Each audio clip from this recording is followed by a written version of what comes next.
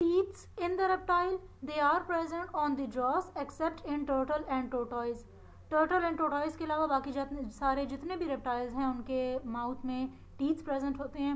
ये इमेज है turtle and tortoise के माउथ का इनसाइड। यहाँ पर इनमें टीथ्स नहीं प्रेजेंट होते हैं, इनके माउथ में ये स्पाइन लाइक या थॉर्न लाइक या शार्प स्ट्रक्चर्स प्रेजेंट होते हैं। All the reptiles they are carnivores. Heart is 4 chambered, 2 auricles and completely or the partially divided ventricle and a pair of systemic arches are present. ये 2 atrium और 2 auricles हैं, ये completely divided हैं, right atrium और auricle, left atrium और auricle, and this is the ventricle but it is partially divided. A gap is present in between the ventricles, so it is not completely divided. This is the image of the systemic arches. Excretion, it takes place by means of the metanephric kidney. On the basis of development there are 3 types of kidney. ये सबसे simple type की kidney है, इसे प्रोनेफ्रोस kidney कहते हैं। ये pronephric tubule है, ये डक्ट है। This is the coelom, nephrostome, arteriole and glomus और the glomerulus. This is the mesonephric kidney, nephrostome, mesonephric tubule, glomerulus, coelom, mesonephric duct and the cloaca. And this is the most advanced type of the kidney known as the metanephric or metanephros kidney and cloaca.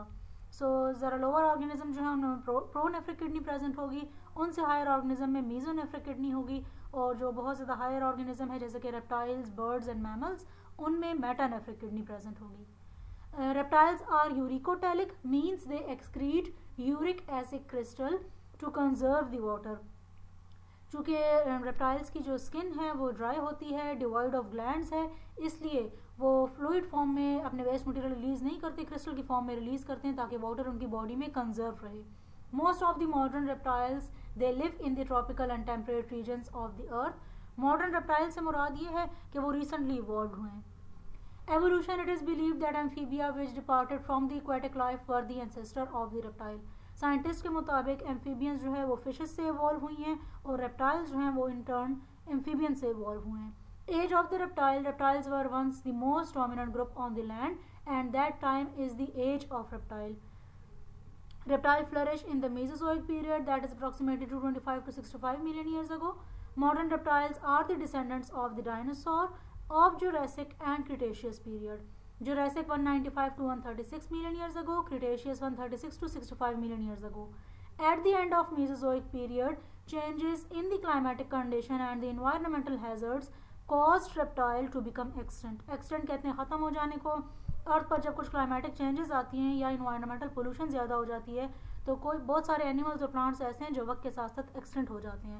Reptiles में dinosaur इसकी example है, वो पहले मौजूद थे लेकिन climatic changes की वजह से, इन्वायरमेंटल पोल्यूशन हैजर्ड्स की वजह से वो वक्त के साथ साथ एक्सटेंट हो गए हैं।